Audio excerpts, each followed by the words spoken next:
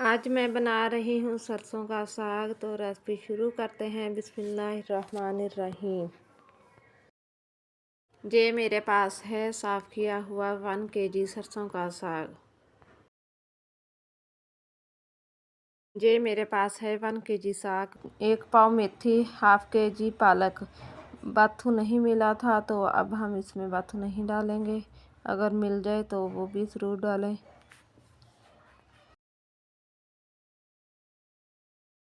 Flame on कर ली है तो अब हम एक पतीले में थोड़ा सा पानी डालेंगे, उसमें सरसों का साग और पालक डाल देंगे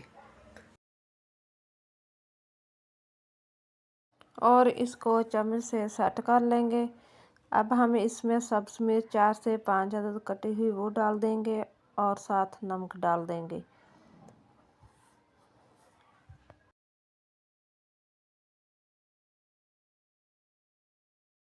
ढक्कन से कवर करके पकने के लिए छोड़ देंगे।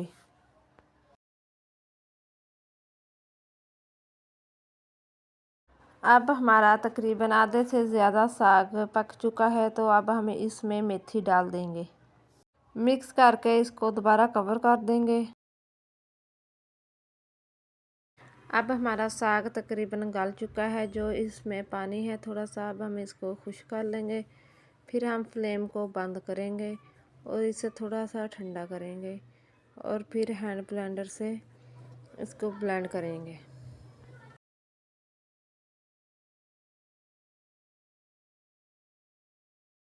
हमारा साग अच्छी तरह से पक चुका है। थोड़ी देर के लिए हमने इसकी भाप निकलने के लिए छोड़ दिया था। अब हम इसको हैंड ब्लेंडर से अच्छी तरह से ब्लेंड कर लेंगे। अगर किसी के पास इस तरह का नहीं है हैंड ब्लेंडर तो जूसर जग में भी डालकर ब्लेंड कर सकते हैं। कढ़ाई में हमने देसी घी डालकर इसको गर्म कर लिया है। अब हम इसमें प्याज डालेंगे और साग का तड़का तैयार करेंगे। आप हमारी वीडियो को पूरी देखा करें, वीडियो को लाइक किया करें। अब हम इसमें लहसुन और अदरक कूटा हुआ डालकर इसको थोड़ी देर पकाएंगे।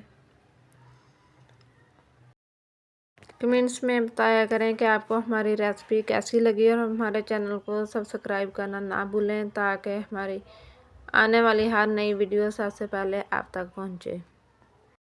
हमारे साग में नमक पहले ही पूरा है तो इसलिए हम नमक नहीं ऐड करेंगे। सिर्फ 1 सब्ज़ मिर्च कटी हुई और 3-4 साबुत सब्ज़ मिर्च इसमें डालेंगे।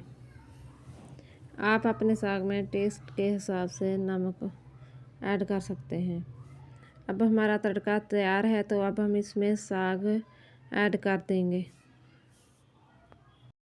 तड़के में साग डालने के बाद इसको अच्छी तरह से मिक्स करेंगे और लो से मीडियम फ्लेम पर 4 से 5 मिनट के लिए कवर करके रख देंगे।